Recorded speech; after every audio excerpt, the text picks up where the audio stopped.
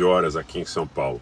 Pessoal, eu acho que nós estamos tratando de um momento, mais uma vez, de uma antessala, assim como nós falamos no conflito ucraniano, de uma antessala, de um acirramento, de uma posição, que ao meu ver, e eu queria colocar isso para vocês de uma forma muito clara, os Estados Unidos e a Grã-Bretanha, eu sempre tenho colocado os dois antes de colocar a OTAN, a União Europeia, onde eu sei que há dissensos importantes, onde eu sei que há discordâncias importantes.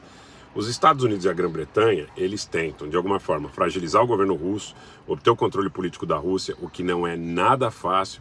Eles tentam, de alguma forma, fragilizar o governo chinês, um objetivo de obter o controle político na China seria bastante ousado, mas também fragilizam a Alemanha, que está numa crise energética muito problemática, muito perigosa. A indústria química alemã tem se manifestado todos os dias, eu tenho acompanhado discussões nas plataformas promovidas pelos próceres, pelos líderes da indústria química alemã. Todos eles estão muito preocupados com a questão da energia. O que vem à tona, muitas vezes nas discussões corriqueiras, inclusive na mídia mainstream, é a possibilidade de que o gás escasso no inverno provoque frio no continente.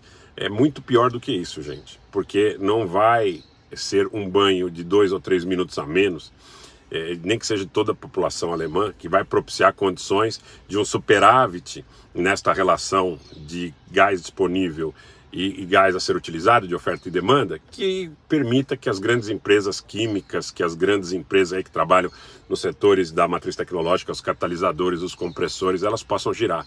Não vai acontecer. Não adianta, quer dizer, se toda a população alemã deixar de tomar banho quente, não vai sobrar energia com os níveis atuais de fornecimento para a demanda da indústria. A desproporção entre o que a indústria demanda para trabalhar no mínimo de segurança e o que a população civil precisa para trabalhar nas necessidades do dia a dia em relação a banho, aquecimento, calefação e tudo mais, a desproporção é gigantesca, né? A indústria demanda muito mais energia e é muito difícil a gente imaginar que a indústria possa racionar em termos concretos sem diminuir a produção dramaticamente. Diminuir a produção vai gerar desemprego. Gerando desemprego, vai vir a recessão, que pode vir, dependendo do contexto a ser apresentado nos próximos meses, no seio de uma estagflação, né? De uma economia estagnada e inflacionada em função das restrições de oferta e não pelo excesso de demanda, ao contrário, porque nós estamos vendo aí que a questão da demanda ficaria muito prejudicada em função da escassez do gás. Não tem conta que feche se você tiver 20% do fornecimento do Nord Stream 1 mantido para a Alemanha, que está com 66% de estoque, que costumava chegar a novembro com 95%. Se 66% em julho, final de julho, com 20% de fluxo do Nord Stream, ainda que os Estados Unidos digam que vão levar o gás da Flórida, o GNL, o xisto e tudo mais, caríssimo, inclusive provocando uma transferência de recursos sem igual. Eu acho que não existe nada igual, não existe nenhum precedente histórico aí, pós-Segunda Guerra Mundial, que mostre a perspectiva de uma transferência de renda tão grande como os alemães deixarem de comprar o gás da Rússia pelo preço que pagam hoje, para que eles tenham que adquirir dos Estados Unidos com um delay em relação à questão do transporte. Eles vão ter que pagar o insurance, o seguro, eles vão ter que pagar armazenamento, eles vão ter que pagar uma série de situações, né? Heber Pereira, gostando ou não gostando, o banho não refresca, gente. Vocês não têm ideia de qual é a desproporção entre a demanda do banho e da calefação e a demanda de uma Thyssen, e a demanda de uma Siemens, a demanda de uma Bayer, a demanda de uma BASF, a demanda da indústria química, que, se for atingida, ela destrói, como um jogo de dominó que você empurra a primeira peça, porque a indústria química ela é fornecedora da indústria de transformação, da indústria que trabalha com o produto de valor agregado, que é a alma mater da União Europeia. Então, eu vejo que os maiores prejudicados dentro desse contexto são os alemães.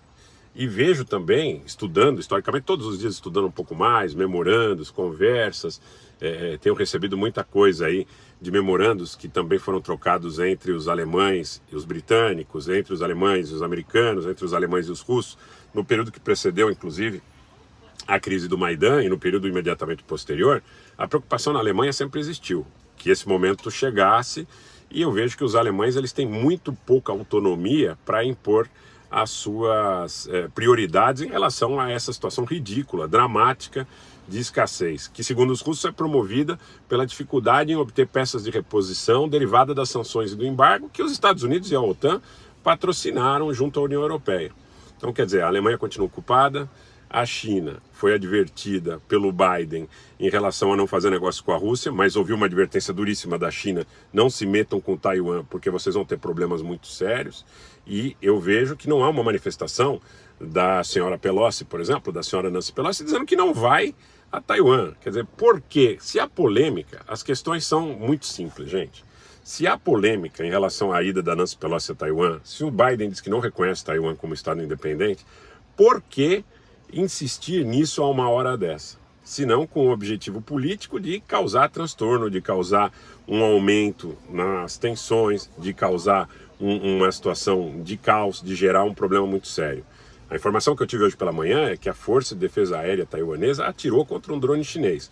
Os chineses não são de sublimar esse tipo de fatos, eles são de responder à altura, até porque eles entendem que Taiwan é uma província rebelde. Imaginem vocês, entendendo que Taiwan é uma província rebelde, que atira contra seus aviões, em função, ou drones, em função de conceber que seu espaço aéreo tenha sido atingido. Para os chineses isso não existe, para os chineses é tudo espaço aéreo da República Popular da China. Aí você tem lá a presidente aparecendo em contra-torpedeiro, a presidente aparecendo em exercício de helicóptero, a presidente aparecendo em exercício de prontidão, os porta-aviões dos Estados Unidos caminhando para o Mar do Sul da China. Tudo que me parece é que existem forças no complexo industrial militar dos Estados Unidos que apoiam explicitamente um acirramento de tensões com o governo de Pequim. É o que me parece, eu já disse isso para vocês em mais de uma oportunidade. Eu não vejo, na realidade, nenhum motivo material, num momento de crise tão profunda na Europa, nenhum motivo. Se a política dos Estados Unidos não reconhecer Taiwan, tá certo? Se é a política dos Estados Unidos não